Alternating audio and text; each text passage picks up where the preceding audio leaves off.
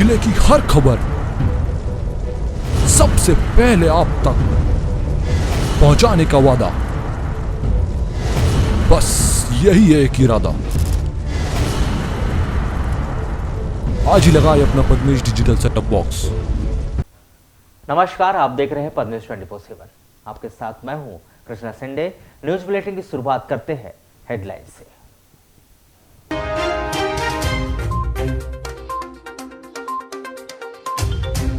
जिले भर में हर्षोल्लास के साथ मनाया गया रामनवमी का त्योहार। ज्योति कलश जवारों के हुए विसर्जन।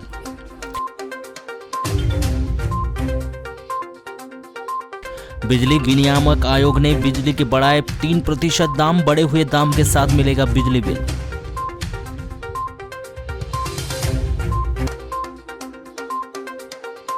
दो साल बाद निकाली गई शिव शाही मंदिर से शाही बाबा की पालकी नगर का किया भ्रमण।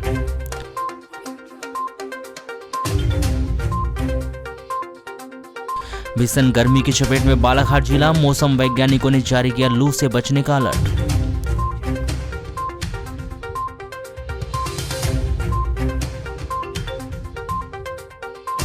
खुजूर रविवार के अवसर पर मेथोडिस्ट चर्च भरवेली के द्वारा निकाली गई रैली।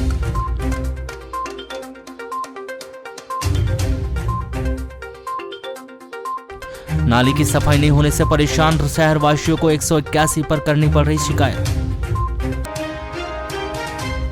नवरात्रि पर्व जिले भर में बहुत ही आस्था भाव के साथ धर्ममय वातावरण में मनाया गया। चैत्र नवरात्र पर्व के अंतिम दिन नवमी के अवसर पर रविवार को सभी देवी मंदिरों में हवन पूजन सहित अन्य सभी धार्मिक अनुष्ठान संपन्न कराए गए, जिसमें बड़ी संख्या में लोगों ने शामिल होकर धर्म लाभ अर्जित किया। आपको बताया कि चैत्र नवरात्रि पर्व 2 अप्रैल से प्रारंभ हुआ। नवरात्र पर्व के पहले दिन से ही माता रानी की भक्ति का दौर प्रारंभ हो गया था, जो पूरे दिन चलता रहा।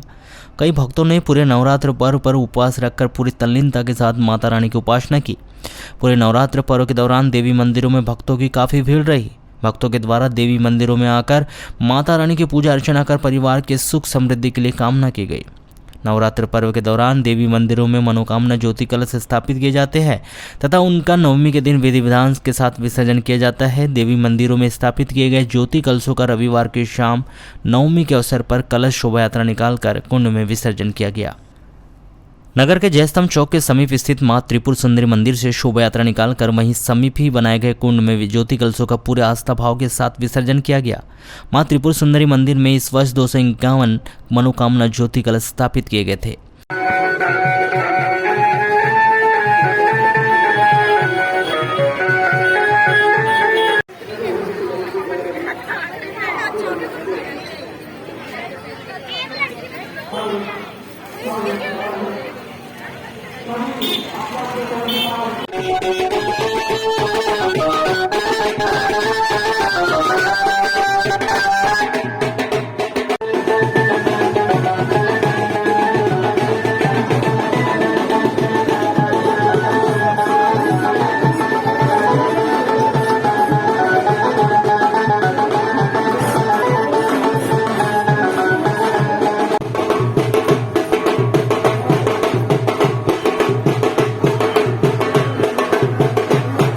इसी प्रकार मां कालीपाट मंदिर और हनुमान चौक स्थित दुर्गा मंदिर में स्थापित किए गए ज्योति कलशों का शोभा यात्रा निकालकर कुंड में विसर्जन किया गया।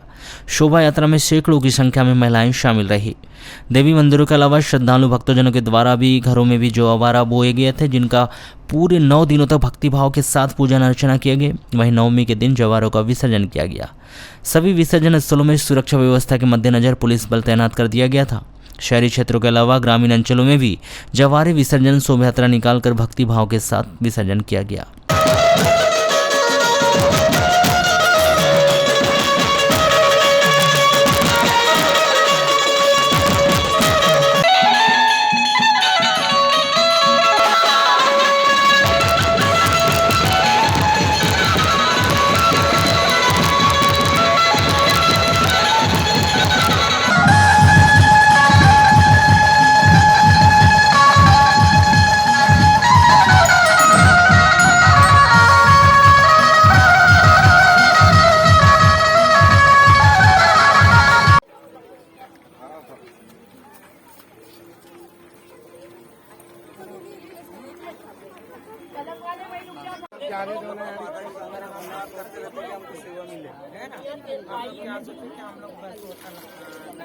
इसी तरह शहर के इतवारीगंज स्थित पिपलेश्वर महादेव मंदिर में चैत्र नवरात्रि के अवसर पर सभी 9 दिन धार्मिक अनुष्ठान का आयोजन किया गया। इस दौरान पंचमी के अवसर पर महाकाली की प्राण प्रतिष्ठा की गई। वहीं नवमी के अवसर पर धार्मिक अनुष्ठान, हवन पूजन और 9 कन्याओं का भोजन करवाया गया।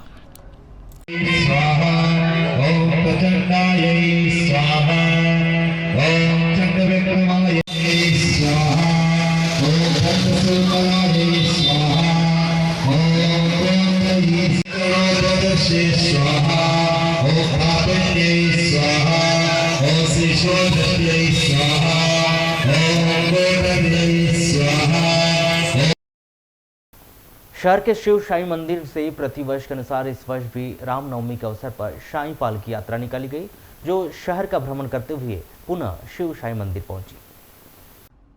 मंदिर समिति के सदस्यों ने बताया कि कोरोना संक्रमण काल होने की वजह से बीते 2 वर्षों के दौरान साईं पालकी यात्रा नहीं निकाली गई थी। इस बार स्थिति सामान्य होते ही पुनः पूर्व की तरह परंपरा के अनुसार साईं पालकी यात्रा निकाली गई।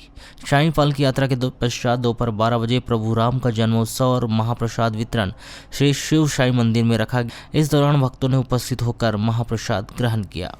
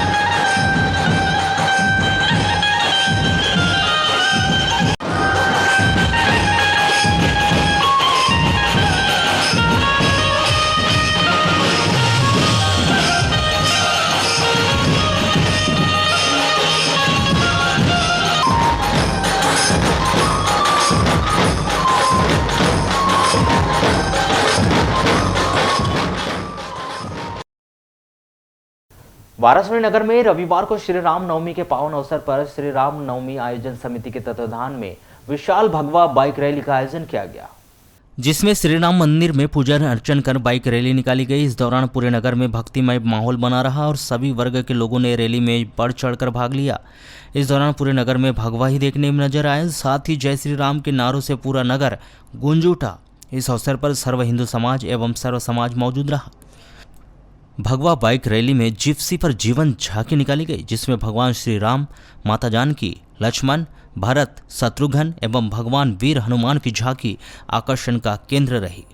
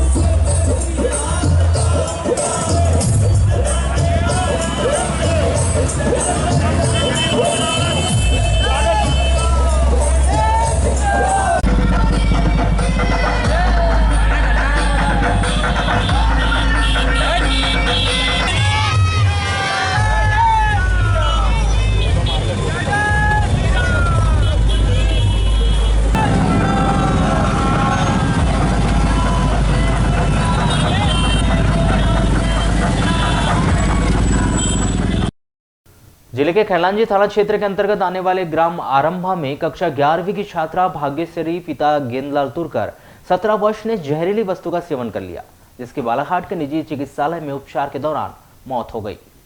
इस छात्रा ने किस वजह से जहरीली वस्तु का सेवन किया है यह अभी स्पष्ट नहीं हो पाया है। कोतवाली पुलिस ने इस छात्रा की लाश पोस्टमार्टम करवाकर शव उनके परिजनों को सौंप दिया है। प्राप्त जानकारी के अनुसार 1 अप्रैल को 11 बजे करीब भाग्यश्री स्कूल जाने के लिए तैयार हो रही थी। इसी दौरान उसकी अचानक तबीयत खराब हो गई, जिसे बालाघाट के एक निजी अस्पताल में लाकर भर्ती किया गया था, जहां पर पता चला कि भाग्यश्री ने किसी जहरीली वस्तु का सेवन किया है। 10 दिन चले उपचार के दौरान 10 अप्रैल को 3 बजे करीब भाग्यश्री की निजी अस्पताल में उपचार के दौरान मौत हो गई। यहाँ लाए तब हमको पता चला सर कि पॉइजन खाई। क्यों खा लिया, ऐसा कुछ मालूम है? नहीं जी, कहाँ कौन सी पढ़ती थी? 11वीं में थी। परीक्षा चालू थी वर्तमान में? चालू थी परीक्षा। कब खाई थी? अब वो हम खेत गए उसके बाद में आई सर। कौन तारीख मालूम? 1 तारीख। 1 तारीख को। बिजली वितरण कंपनी के द्वारा नए आदेश के तहत आगामी महीनों में आने वाले बिजली बिल में 3% की वृद्धि कर दी गई है। इसके साथ ही भीषण गर्मी में बिजली बिल की बढ़ती खपत लोगों को गर्मी से राहत तो देगी, लेकिन बिजली का बढ़ा हुआ बिल भी मिलेगा। बिजली वितरण कंपनी के संभागीय अभियंता ने बताया कि 3% बिजली का बिल बढ़ने का मतलब 100 रुपये में 3 रुपये की बढ़ोतरी है। जैसे जैसे बिजली का बिल बढ़ता जाएगा उस पर 3% की बढ़ोतरी दर्ज होती जाएगी। बिजली वितरण कंपनियां नियमित द्वारा हर साल थोड़ा बिजली बिल का बिल बढ़ाया जाता है। इसी कड़ी में इस साल भी बिजली बिल का बिल बढ़ाया गया है जो 3% है। अभी जो नियामक आयोग ने टैरिफ आदेश पारित किया है उसके अनुसार घरेलू उपभोक्ताओं के बिजली बिल लगभग 3% बढ़े हैं। तो आम जनता के ऊपर इसमें लगभग 3% का ही अधिभार आएगा। सर कितना लगेगा सर चार्ज उसमें, अगर हम एक व्यक्ति की अगर बात करें तो? एक व्यक्ति की बात करें तो जैसे कि कोई जिसका बिल 100 रुपये आता है उसका 103 रुपये आ सकता है। हर साल बिजली के टैरिफ चेंज होते हैं तब बढ़ता है। वाराणसी नगर में स्थित श्री राम मंदिर में श्री राम मंदिर ट्रस्ट समिति के द्वारा 10 अप्रैल को रामनवमी पर्व धूमधाम से मनाया गया। इस अवसर पर प्रातः 7 बजे भगवान श्री राम का श्रृंगार किया गया एवं दोपहर 12 बजे श्री राम का जन्मोत्सव मनाया गया। तत्पश्चात महाआरती की गई, जिसके बाद महाप्रसादी का वितरण किया गया। इस राम जन्मोत्सव पर विविध कार्यक्रम भी आयोजित किए गए एवं रात 8 बजे से राम भजन कार्यक्रम का आयोजन किया गया, जिसमें भगवान श्री राम के भजन गीतों की मनमोहक प्रस्तुतियां दी गई। पद्मेश 24/7 से चर्चा में राम मंदिर समिति पदाधिकारियों ने बताया कि प्रतिवर्ष के अनुसार इस वर्ष भी भगवान श्री राम का जन्मोत्सव धूमधाम से मनाया गया, जिसमें सुबह से ही विविध कार्यक्रम हुए, जिसके बाद दोपहर 12 बजे भगवान श्री राम का जन्मोत्सव मनाकर आरती की गई। तत्पश्चात प्रसादी का वितरण किया गया।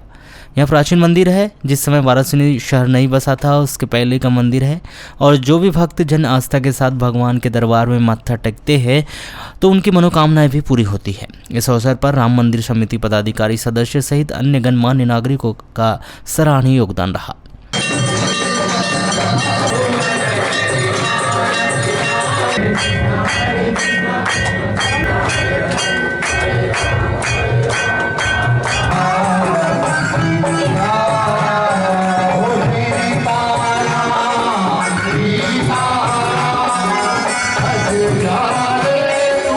रामनवमी के अवसर पर वाराणसी नगर के रामपाली रोड स्थित ब्लॉक कांग्रेस कमेटी कार्यालय में रामनवमी के अवसर पर रविवार को देवी जस कार्यक्रम का आयोजन किया गया।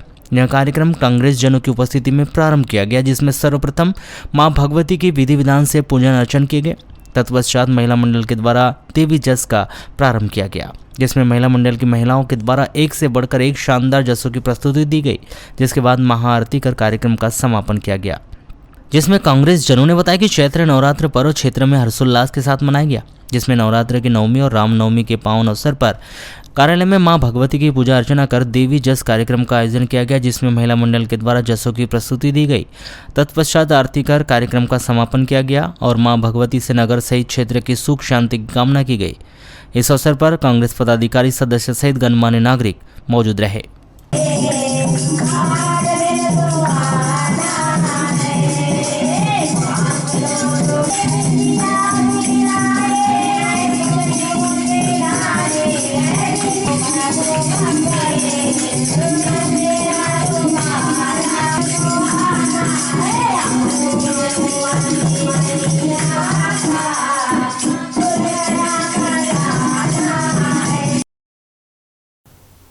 प्रभु श्री राम का जन्मोत्सव रामनवमी पर पूरे जिले भर में हर्षोल्लास के साथ धूमधाम से मनाया गया। पुराने श्री राम मंदिर में दोपहर 12 बजे हर्षोल्लास के साथ प्रभु श्री राम का जन्मोत्सव मनाया गया। रामनवमी पर्व के अवसर पर जिला मुख्यालय में हर वर्ष शोभा यात्रा निकाली जाती है। इस वर्ष भी यह शोभा यात्रा पुराने श्री राम मंदिर से श्री राम शोभा यात्रा समिति के तत्वाधान में निकाली गई। पुराने श्री राम मंदिर ट्रस्ट के अध्यक्ष सुरेश सोनी, मंदिर के पुजारी मधुरेश मिश्र के द्वारा प्रभु श्री राम की पूजा अर्चना की गई। इसके पश्चात श्री राम शोभा यात्रा रवाना हुई। यह शोभा यात्रा पुराने श्री राम मंदिर से हनुमान मंदिर गली होते हुए हनुमान मंदिर पहुंची, जहां से यह शोभा यात्रा काली पुतली चौक पहुंची, जहां से मेन रोड होते हुए राजघाट चौक, महावीर चौक, सराफा चौक होते हुए हनुमान चौक पहुंची, जहां भव्य आतिशबाजी की गई। हनुमान चौक में की गई आतिशबाजी आकर्षण का केंद्र रही। हजारों की संख्या में मौजूद लोगों के द्वारा आतिशबाजी का लुत्फ उठाया गया। इस शोभा यात्रा में प्रभु श्री राम, लक्ष्मण और माता सीता की जीवन झांकी प्रमुख रूप से शामिल रही।